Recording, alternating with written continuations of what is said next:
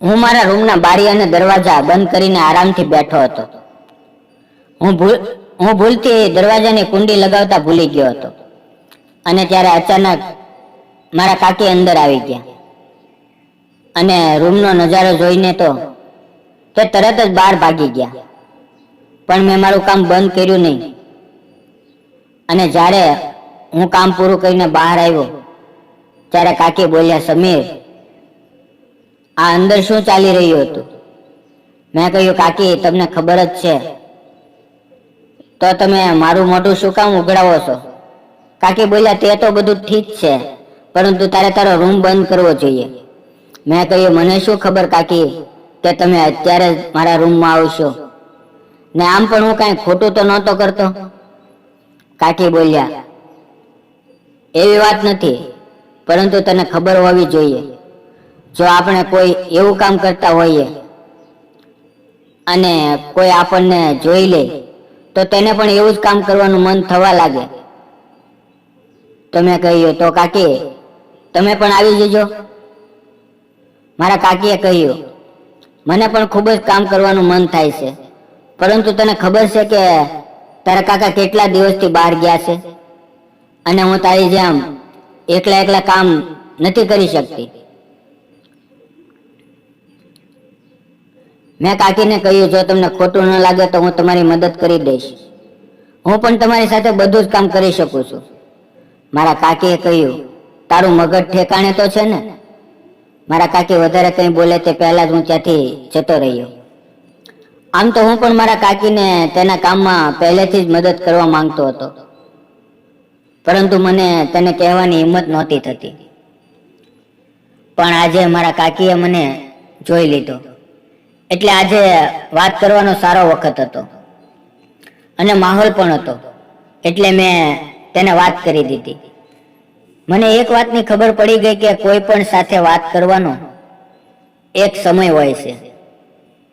એક દિવસ મારા કાકી અને કાકા છત ઉપર કામ કરી રહ્યા હતા અને હું ત્યાં અચાનક જઈ ચડ્યો.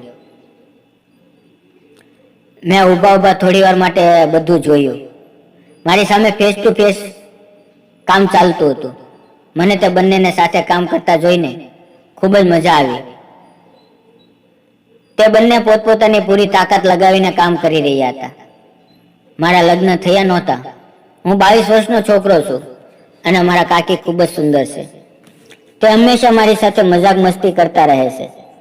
મારી અને મારા કાકી વચ્ચે ખૂબ જ સારી દોસ્તી છે. જ્યારે મારા કાકી ઘરમાં નવા આવ્યા હતા ત્યારે તેને ખૂબ જ ઘમંડ હતો. અને ઘમંડ કેમ ના હોય, તે કોઈથી કમ નહોતી. મારા કાકીની ઊંચાઈ અને લંબાઈ અને તેની મોટી મોટી આંખો તે જ્યારે મારી તરફ જોતા તો મને પાગલ કરી દેતા. હું તેની સાથે કોઈ વાત કરતો તો તે મોઢું બગાડી લેતા. તેને પોતાની ખૂબસૂરતીનો ઘમંડ હતો. મારા કાકાએ પ્રાઇવેટ કંપનીની અંદર કામ કરતા હતા. તેની કંપની મારા ઘરથી 50 કિલોમીટર દૂર હતી. મારા કાકા જ્યારે ઘરે પાછા આવતા તો અડધી રાત થઈ જતી અને ક્યારેક તો તે ઘરે આવતા જ નહીં. તે ઓફિસે જ રહી જતા. તે ત્યાં રહેવા માટે ઘર ગોતી રહ્યા હતા, કારણ કે રોજ આવવું જવું તેને પહોંચાતું નહોતું. હું મારા કાકીને ઘણી વખત એકલા જોતો. મેં મહેસૂસ કર્યું કે મારા કાકા અડધી રાતે ઘરે આવે છે અને ક્યારેક તો આવતા જ નથી. અને મારા કાકીને જેટલા પ્રેમની જરૂર હતી તેટલો કાકા આપી શકતા નથી. એક દિવસ સવારે મેં જોયું કે કાકી ખૂબ જ ઉદાસ લાગી રહ્યા હતા. તો મેં તેને પૂછ્યું, શું થયું કાકી?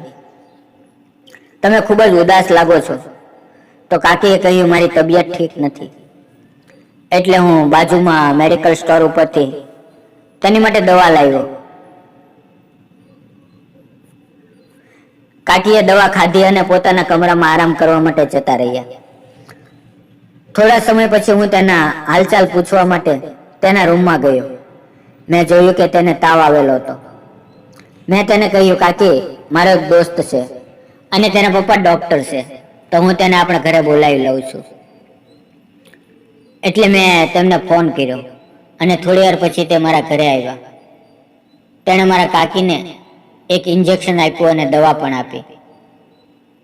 લગભગ 2 કલાક પછી તેમને આરામ થઈ ગયો.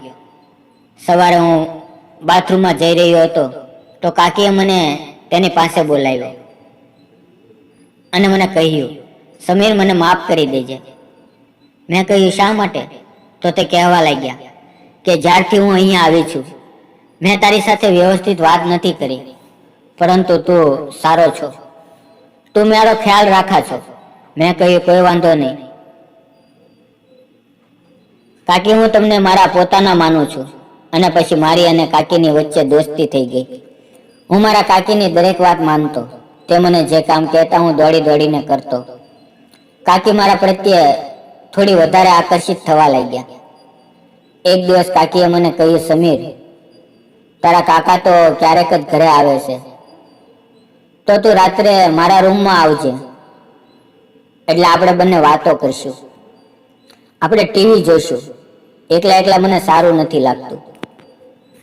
સાંજે હું તેમના રૂમમાં ગયો તો કાકી કિચનમાં કામ કરી રહ્યા હતા, એટલે હું રૂમમાં બેઠા મોબાઈલમાં ફિલ્મ જોવા લાગ્યો.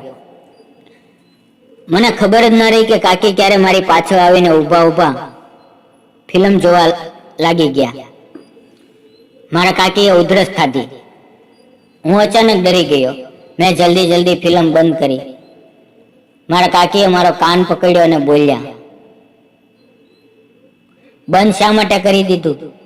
તો હું ડરી ગયો ને હસતા કહ્યું, કાકી, ડર તો લાગે જ છે.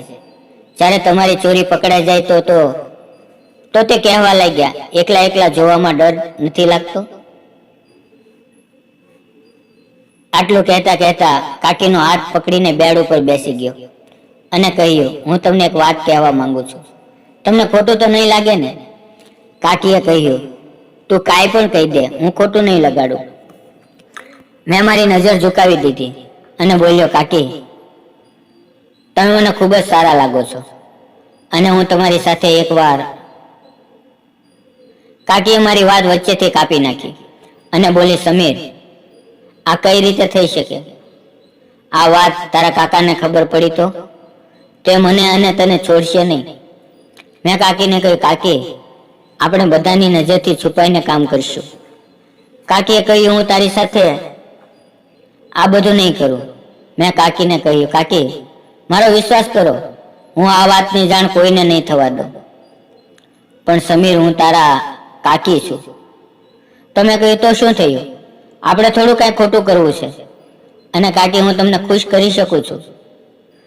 તમે મને સેવા કરવાનો મોકો આપો. કાકીએ મારો હાથ પકડ્યો અને જોરથી દબાવ્યો અને કહ્યું, તું કેટલો સમજદાર છો. ક્યારેક તારી બાજુ ધ્યાન જ ન આપ્યું. અત્યારે તો તારા રૂમમાં જા, હું તને વિચારીને જણાવીશ. મારો મૂડ ખરાબ થઈ ગયો. હું ઝડપથી તેના રૂમમાંથી બહાર નીકળીને છત ઉપર જતો રહ્યો. લગભગ અડધા કલાક પછી મને ઝાંઝરીનો અવાજ સંભળાયો. મેં પાછું ફરીને જોયું તો મારા કાકી છત ઉપર આવી રહ્યા હતા. તે મારી પાસે આવીને બેસી ગયા અને બોલ્યા, તું પાગલ થઈ ગયો છે? અડધી રાતે છત પર શું કરા છો? હું કાંઈ બોલ્યો નહીં. કાકીએ મારો હાથ પકડીને પોતાના હાથમાં લીધો અને બોલી, સમીર, અંદરથી તો હું પણ તારી સાથે છું અને તું જે કામ મારી સાથે કરવા માંગા છો તે તું એક દિવસ જરૂર કરીશ, પણ થોડીક રાહ જો, બધું સારું થશે. અને કાકીની વાત માની લીધી અને કહ્યું, સારું, હું તમારા જવાબની રાહ જોઈશ. બીજે દિવસે મારા કાકા ઘરે આવ્યા અને બપોરે જમ્યા પછી તે કહેવા લાગ્યા કે કંપનીના કામ માટે બહાર જાઉં છું. લગભગ 4 મહિના પછી પાછો આવીશ. અને હવે સમીર, તારા કાકીની સંભાળ તારે રાખવાની જવાબદારી તારી છે. તું તારી કાકીનો બરાબર ખ્યાલ રાખજે. મેં કહ્યું, કાકા, તમે ચિંતા ન કરો, હું મારા કાકીનું બરાબર ધ્યાન રાખીશ. તમે ચિંતા કર્યા વગર તમારા કામ ઉપર જઈ શકો છો. મારા કાકાએ કહ્યું, 3 વાગ્યાની મારી ટ્રેન છે. એટલે હું કાકાને સ્ટેશન ઉપર મૂકવા માટે ગયો. જ્યારે હું ઘરે પાછો આવ્યો તો મારા કાકી રડી રહ્યા હતા. મેં કાકીને કહ્યું, શું થયું? તમે શા માટે રડો છો? તો તેણે કહ્યું, હવે તારા કાકા 4 મહિના માટે બહાર ગયા છે. એટલે મને રડવું આવી ગયું. મેં કાકીને બેડ ઉપર બેસાડ્યા અને કહ્યું, પણ હું છું ને તમારો ખ્યાલ રાખવા માટે. થોડા દિવસ આમ જ જતા રહ્યા. હવે કાકી પૂરેપૂરા મારી સેવા માટે તૈયાર થઈ ગયા હતા. તેણે કાંઈ પણ ન જોયું અને તેનો બધો પ્રેમ મને આપી દીધો. મેં પણ તેની દરેક જરૂરિયાતનું ધ્યાન રાખ્યું. સવારે તેણે મારો હાથ પકડ્યો અને બોલ્યા, થેન્ક યુ સમીર. તે જે મને સેવા આપી છે તેની માટે હું કેટલા દિવસથી રાહ જોઈ રહી હતી. તેના ચહેરા ઉપર એક અલગ જ મુસ્કુરાહટ હતી. મેં કાકીને કહ્યું, કાકી, હું તો ઘણા દિવસથી કહી રહ્યો હતો, પણ તમે મને સેવા કરવાનો મોકો આપતા જ નહોતા. આજે જુઓ, તમે કેટલા ખુશ લાગો છો.